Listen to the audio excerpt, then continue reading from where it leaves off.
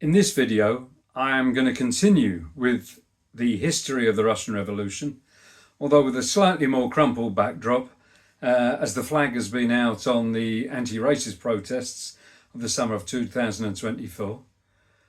But I want to return to the events of March 1917, as described in chapter 12 of Trotsky's History of the Russian Revolution, where Trotsky gives a more detailed explanation of the character of the then Soviet leadership.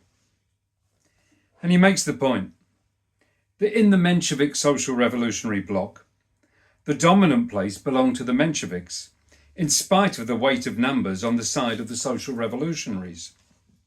In this distribution of forces was expressed in a way the predominance of the city over the rural petty bourgeoisie, the intellectual superiority of a supposed Marxist intelligentsia over an intelligentsia which prided itself on the meagreness of the old Russian history.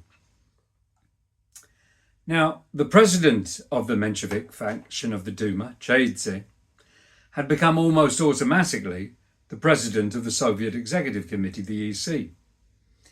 However, Trotsky explains that after an initial mood of rather watchful waiting by the temporary leaders in Petrograd, the return of the exiled leaders to the capital gave the EC a more solid, if more right-wing, foundation.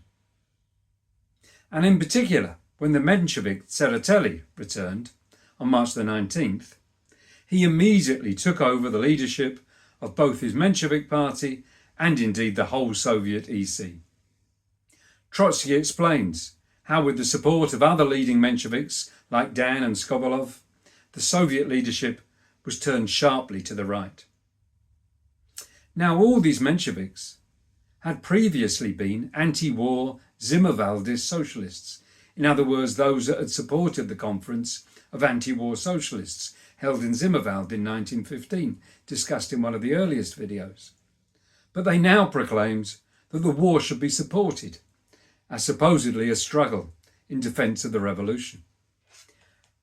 Trotsky explains how, under the leadership of Tseretelli, the vacillations of the EC, if they were not put an end to, were at least organised into a system. Tseretelli openly announced that without a firm bourgeois power, the revolution would inevitably fail. The democracy must limit itself to bringing pressure on the liberal bourgeoisie. Beware of pushing it over by some incautious step into the camp of the reaction, and conversely, support it insofar as it backs up the conquests of the revolution. Now, Trotsky also observes that a large number of the leading Soviet figures were indeed non-Russians, like the Georgians Tseretelli and Tseretelli, and it showed how the oppressed nationalities played a significant part in the revolutionary movement. He also points out how the left Menshevik, Martov, who only arrived from France on May the 9th, did remain in opposition to Tseretelli and Dan, but that his faction never played any significant part in events. And also the old Plekhanov had now become hopelessly right-wing and led a group standing outside the Mensheviks. It had supported the war even before the revolution.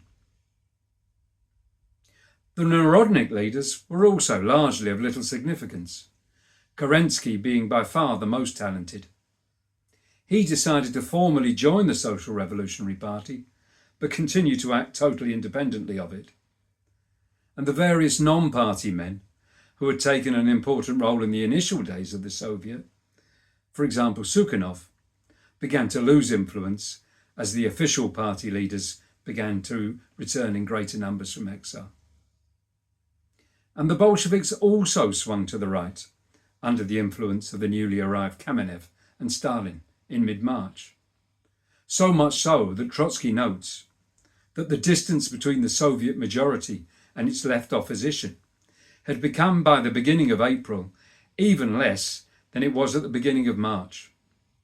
The real differentiation began a little later. It is possible to set the exact date, April the 4th, the day after the arrival of Lenin in Petrograd. Trotsky concludes, "Such was the EC, the highest organ of the democracy. Two parties which had lost their illusions but preserved their prejudices, with a staff of leaders who were incapable of passing from word to deed, arrived at the head of a revolution called to break the fetters of a century and lay the foundations of a new society. The whole activity of the compromisers became one long chain of painful contradictions, exhausting the masses and leading to the convulsions of civil war."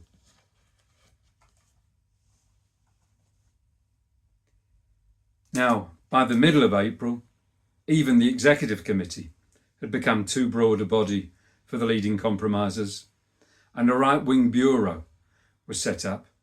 In consultation with the provisional government's ruling nucleus, they ended up taking more or less all the important decisions. The meetings of the full Soviet were regarded as having no practical importance. Trotsky points out that the main difficulty for the leaders was not so much to find a general plan as a current programme of action. The compromisers had promised the masses to get from the bourgeoisie, by way of pressure, a democratic policy, foreign and domestic. But pressure means, in the last analysis, a threat to crowd the ruling class out of the power and occupy its place. At moments of conflict, the democracy did not threaten to seize power, but on the contrary, the bourgeoisie frightened them with the idea of giving it back. Thus, the chief lever of pressure was in the hands of the bourgeoisie. This explains how, in spite of its complete impotence, the government succeeded in resisting every somewhat serious undertaking of the Soviet leaders.